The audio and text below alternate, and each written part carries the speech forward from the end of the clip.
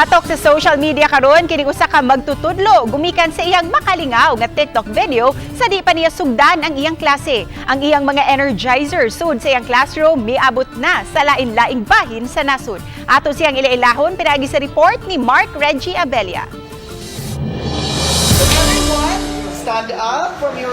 Challenging gayud ang pagkuha sa atensyon sa mga tinunan, maong lain-laing mga energizer ang nahuna-unahan sa mga magtutudlo aron mahimong engaging ang klase. Sama ni ini. Karate. Again, ano to? Karate. Okay, ganahan mo learn og karate? Yes, ganahan mo, Ana? Yes, sir! Alright. So, Ang nag-trending nga teacher mao si Arel Grijaldo Jr., MAPI teacher sa Paho National High School. All eyes on him gayud human sa iyang makapalagsik nga energizer, ilabi na nga dakong adjustment pa ang gibuhat sa mga magtutudlo ug sa mga tinunan human sa duha ka tuig nga modular ug online classes. Asoy ni Teacher Ariel nga kuha among video sa iyang second to the last class kay iyang nabantayan nga giduka ang mga tinunan human sa taas nga adlaw. kung ganahan nga magsugod sa akong klase nga dili sila ready. Ang ilahang utok ba? So mautong nakauna-una ko na mag-energizer food ko para at least ma-active sila at the same time ma-engage niya,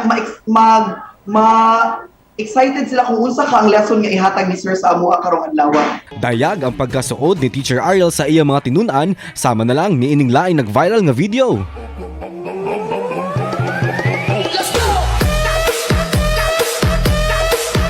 Tinuod gayod nga gikonsiderar ang mga magtutudlo nga atong ikaduhang mga ginikanan apan alang kan Teacher Ariel gawa sa pagkaginikanan niya siya usab anda mamahimong higala sa iyang mga tinunan.